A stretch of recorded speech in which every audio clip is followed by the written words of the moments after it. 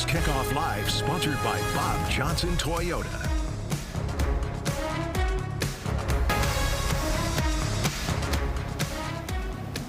Rochester and St. John Fisher proud to host the Bills for a 25th training camp. It's our first look at what this 2026 team might be.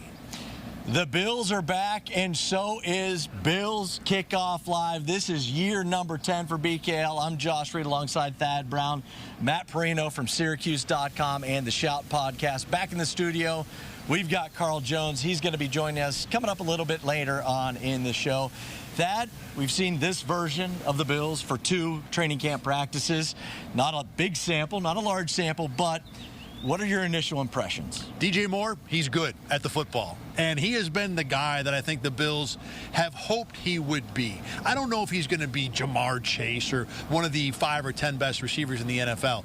But is he a competent, accomplished #1 receiver that you can count on? He's been all of that through 2 practices for sure. And 2 practices that have not been in great weather. It's sunny and awesome out here right now. But both sessions have been just swamped by rain. And neither weather situation has caused Moore any problems. He's looked fast. He's been able to run routes. The hands have been good. Everything you expect from #2 has been #1 so far. He has been exactly what the doctor ordered for this offense. The last couple of years, we've talked about receivers struggling to get separation, struggling to get open.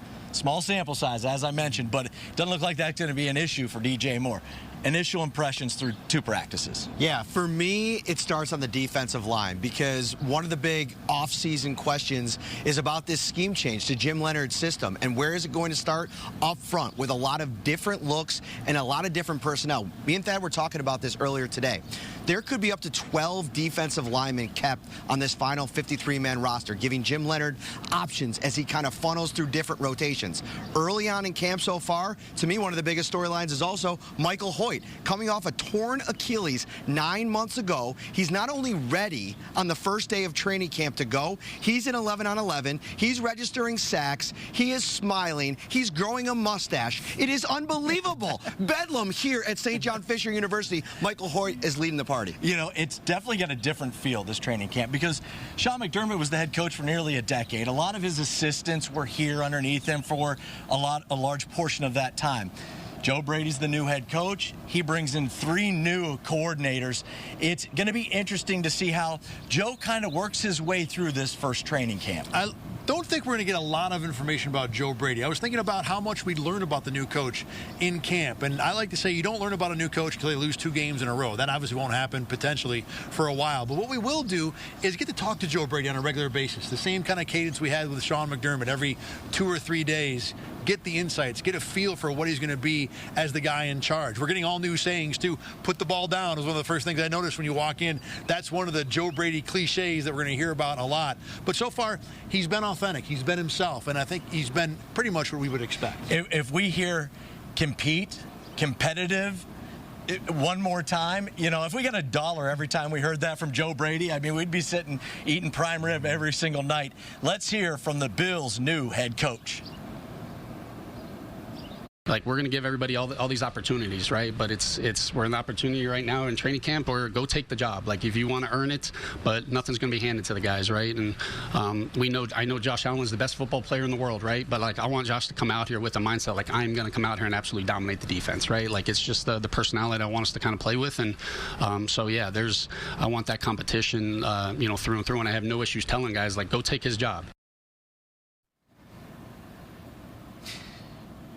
The one upside of having Joe Brady become the head coach after being the offensive coordinator is the playbook is the playbook. I mean, sure, there's going to be some tweaks to it, but what you have is probably what you have. Definitely, and I think one of the big questions is how is he going to operate that playbook while having to take care of the game management piece, which is something at times I actually thought Sean McDermott did pretty well when he did call plays, managing all of it at once. He didn't do it very often. Joe Brady's going to have to do it every single game.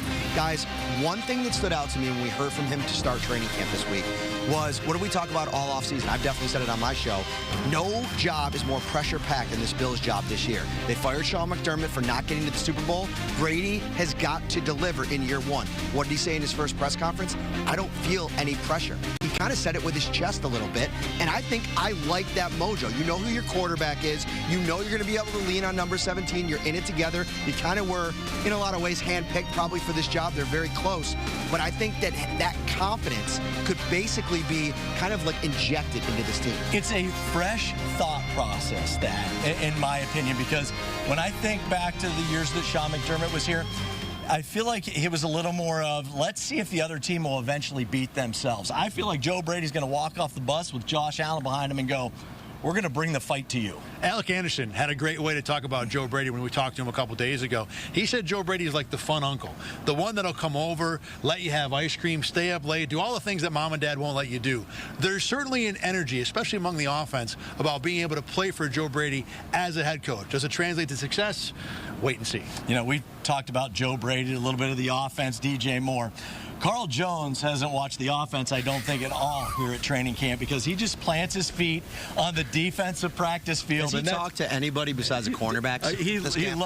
He loves him some defensive backs. We go to Carl Jones now with, I'm sure, what he's going to talk about as the Bills secondary.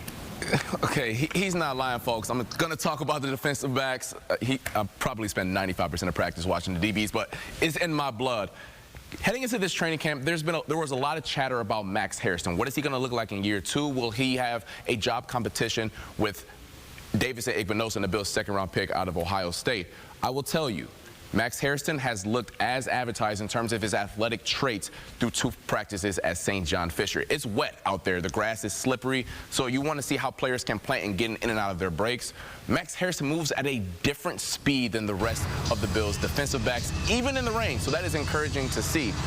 One thing that Jim Leonhard said at his press conference today, he said Max Harrison is a man cornerback. He has the attributes to do so, which is interesting because in college, Max Harrison played a lot of zone. And then last year on the Sean McDermott, he did it a lot as well. So there's naturally a thought, well, maybe Max Harrison can't do it. Jim Leonhard believes he can play man coverage. Remains to be seen if he can do it in game action. Now, a player that we don't have a lot of questions about, and honestly, the sky's the limit to what a player who he can be, Cole Bishop. You bring up Bishop's name, Jim Leonhard sits up in his seat. He gets giddy to talk about him. He said he's a player that he wishes he could have been. Called him a Swiss Army knife. Versatile. A third down chess piece. We can guard tight ends. We can play in the deep middle. Do 2 practices. They're not in shoulder pads. They're not out there hitting. But he's lined up all over the defense. I see him being the North Star of the Bills defense once they get things settled. Hey, this week, Cole Bishop, we need you to guard someone's tight end. The week after that, go play the deep post and be the Ed Reed type for the Buffalo Bills defense. Jim Leonhard is going to have a whole lot of fun weaponizing 2-4 on the screen, and quite frankly, I'm having a lot of fun watching him as well. Well, we're just getting started here on Bills Kickoff Live. Coming up after the break, the guys are going to talk a little bit about Jim Leonhard, Pete Carmichael, and obviously the head man in charge, Joe Brady. Don't go anywhere. We'll be right back.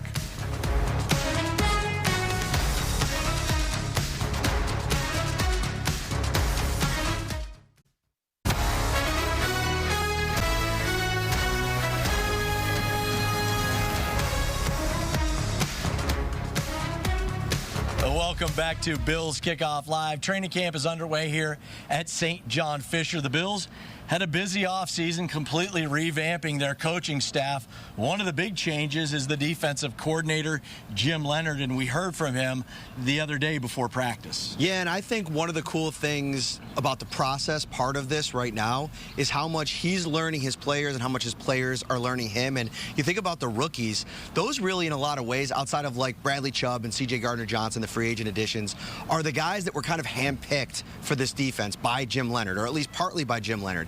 And the guy that comes to mind the most, especially early in camp, Caleb Elarms-Orr, who I think has been kind of the big riser over the course of the first 2 days. Everybody knew about him coming in because he was the starter with the ones all of the spring program. Terrell Bernard hurt, Dorian Williams hurt, and so now this rookie has had an opportunity. Guys, I don't know about you. I don't often hear coaches talk the way that coaches are talking about Caleb Elarms-Orr, and it's a really important piece as potentially the Mike linebacker, or maybe if Terrell Bernard's going to be that when he's back, at least maybe the starter opposite him. You know, everybody watches something different here at training camp because there's so much going on, so you try to watch a little over here, a little over there. The first 2 practices, I made it a point to watch Jim Leonhard closely and take like 5 minutes at a time just to kind of see how he operates, how he reacts to different things when they happen during a practice. I'm telling you, if you watch him, you wouldn't know if he's happy, sad, mad, planning his lunch meal. Like, you just wouldn't know. And I like that. He's measured. He talked about it during his press conference today about how he's a little bit of an introvert.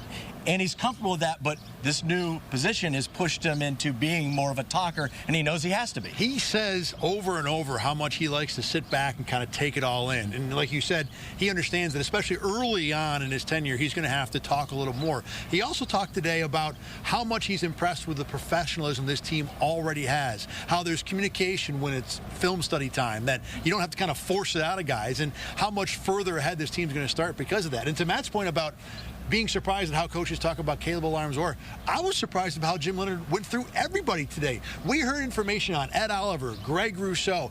Jim Leonhard talked about how the volume for this defense is going to be larger than what they had before. There was a lot of, I wouldn't call them specifics, but certainly I think he laid out some plans for guys, and I found a lot of them very interesting. You know, you bring up the work in the film room and how impressed he was kind of from day one of the players and the communication in there.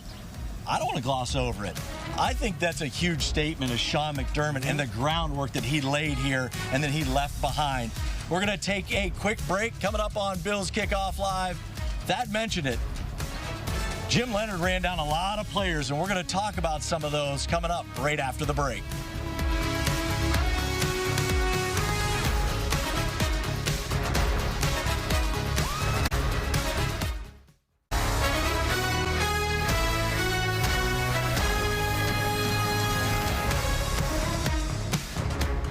I think number one is you got to make teams find him.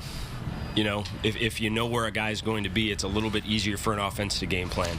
And I think the front structures we're going to run is going to be more multiple than what they've done here in the past, and that frees up a guy like Ed, you know, and we have some experience around him, some guys that know how to play off of interior D linemen, right? You look at a Bradley Chubb, you look at Greg Rousseau, like Greg's obviously had a ton of reps with Ed. So the more experience you have around a guy like Ed, it frees him up, and it allows him to kind of be the key piece of it and guys to play off of him. Welcome back to Bills Kickoff Live. That was Jim Leonhard, the Bills' new defensive coordinator, talking about Ed Oliver. And if you're Ed Oliver and you hear that, you go, yes, finally, I'm going to get unleashed. I mean, you got to be hyped to hear that if you're Ed. I was listening to that and thinking, oh, yeah, that makes sense. Just move him around, you know, hide him a little bit. And obviously you're not going to hide a guy who weighs nearly 300 pounds, but by making the look different, I do think that's going to make a difference with Ed Oliver. Now, with almost everything Jim Leonhard said today, I liked a lot of the ideas, but when you think about Ed Oliver moving around, well, now these are different spots he's playing, different roles, different responsibilities he's going to have. It's going to take a little while for him to get as comfortable with that as he was in the Sean McDermott system. And I think across the board, all the things that Jim Leonhard proposed and talked about today were all, I like it. It's going to be I like that idea. Let's see how it looks. But it's probably not going to work out this year. It's going to be a while before I think this defense fully takes hold the way he wants it to be. If I was to tab the Buffalo Bills' most interesting man in 2026, I might pick Bradley Chubb for a multitude of reasons. Stay with me here. I think this is a guy that could maybe have a 10-plus season. Had an 8-sack season. He had 8.5 last season. What they brought him in to do as a pass rusher, I think you're going to get some version of that. But Terrell Bernard was the captain on defense last year. I think Bradley Chubb has a really good chance to be the captain of the Bills defense this year. Every single coach who talks about Bradley Chubb talks about his leadership ability, connecting with guys. He invited T.J. Parker, the rookie second-round draft pick, out to Miami to work out with him in the gap between minicamp and training camp. This is a guy coming in here. This defensive line has got to be better on the outside. Michael Hoyt's going to help. Greg Rousseau is a solid player. I think Bradley Chubb has a real good chance to make a big impact in 26. I got to say, look, it's a good case for Bradley Chubb as the most interesting guy, but any team that has C.J. Gardner-Johnson on it, anybody else is a losing battle for most interesting player. You guys mentioned Bradley Chubb and Ed Oliver. We heard Jim Leonhard mention those two guys. The other guy that he mentioned was Greg Rousseau. Thad, you and I were standing on the defensive practice field, and we both looked at each other. You know exactly where I'm going with this. We both looked at each other and went, welcome to the 3-4 defense, because Greg Rousseau is doing something that we didn't see him do a whole heck of a lot of throughout his career. He was practicing his drops into coverage, and that's a standard thing for a 3-4 outside linebacker. You need to be able to drop. Now, look, Greg Rousseau did it even in the 4-3, not nearly as much as he probably will do it this year, but it's a different world. And I really think that Greg Rousseau is one of the guys that might have the toughest transition to a 3-4, because in my mind I'm thinking, well, Greg Rousseau in space, he's not super fast, he's not super quick. His game is strength and length. But Jim Leonhard talked about that today and said, look, if you give him a little more space, take him out of the phone booth where he's kind of been crammed in a little bit over the last couple of years, you might allow that length to display itself and become more effective. I will believe it when I see it, but it does make some sense. One of the interesting things that I've noticed the first couple of days is the transition.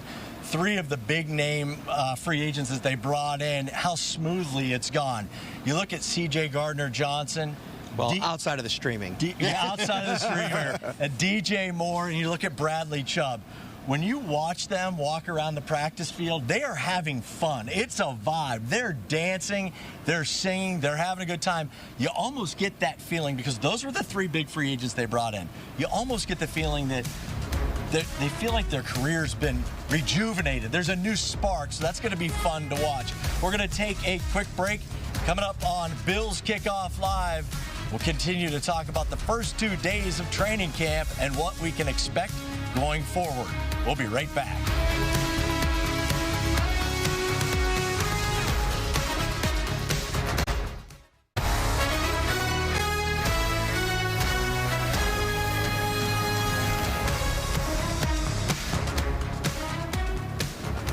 Welcome back to Bills Kickoff Live. Training camp underway here at St. John Fisher. Thad, they have 7 practices here. We're already through 2 of them. When the dorm rooms empty out and the equipment truck gets loaded up, in just over a week from now, what do you need to see from this team? What do you think that needs to be shown to not only the media, to themselves maybe, and to the fans? I'm going to start with a functioning corner, too. Max Hairston and Davison Igbinosun, the 2 young guys, likely going to be one of those guys who win the job. Early results have not been overly impressive. I think Max has been fine. Igbinosun's been a little bit disappointing, pretty much strictly playing off the first team. Now, look, again, it's early, and I don't even know if they have to be ready for the end of camp next weekend, but it's got to be relatively soon, because if neither one of them looks functional, then Brandon Beane's going to have to get on the phone. For me, I want to see the nose tackle position, and I think it's really important because you look on either side, and there's going to be a multitude of options at that spot. But I do think they do need to find somebody that's the anchor of that defense, whether it be over the center, shading off to the side, however they want to play it. It seems like Deion Walker, I don't know, there seems like some trepidation there from the organization. And obviously the Vita Vea news dropped earlier this week, and Bills Mafia went nuts. Go trade for Vita Vea. Great idea if you can get him. I think he'd probably be a really good fit. Problem is, it's going to cost in draft capital and a new contract for an aging player. So a lot to discuss there. But I think that's an important piece, what they want to do. There's some options behind Deion Walker in Fedarian Mathis and Dwayne Carter. Who steps up? Let's answer that question in the next couple days. I need to see something solidified at left guard. Austin Corbett's a veteran. He's had a ton of starts up and down the offensive line. Alec Anderson's been that utility guy for the Bills offensive line. We've seen them kind of rotate the first 2 practices when they go 11 on 11.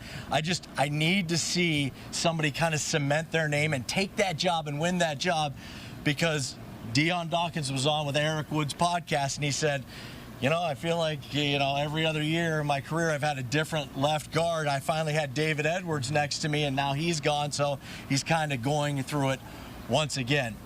Thad, when you look at the linebacker position, because to me that's a pretty big question mark, because quite frankly, injuries continue to be part of the issue with both Terrell Bernard and Dorian Williams. Are the injuries an issue, or is this just a ramping up thing? I think the injuries have been an issue for both those guys going back the last couple of seasons. I mean, Terrell Bernard has not played a full season since 2023, and Dorian Williams is hurt to begin camp. So there are issues with both those guys. It's encouraging, as we talked about earlier, the way Caleb Alarmzor has played so far, but there is certainly a trepidation and a lack of confidence that goes into any season when you're opening with a 4th-round rookie. At least one of those guys, Bernard or Dorian Williams, I think have to play at an above-average level, and it begins with getting them on the field. Neither's played team reps so far. For Thad, for Matt, for Carl back in the studio, Mike in the booth, Scott beside the camera, I'm Josh. Thanks for watching Bills Kickoff live from St. John Fisher.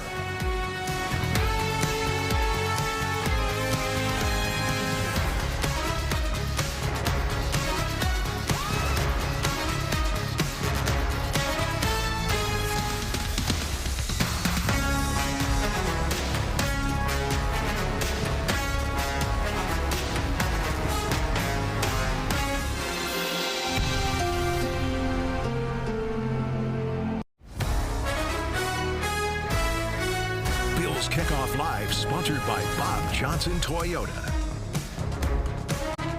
Get the Rochester First streaming app today for everything you love from News 8 on demand, plus exclusive shows you won't see anywhere else. Search ROC and download for free on Roku, Amazon Fire, and Apple TV.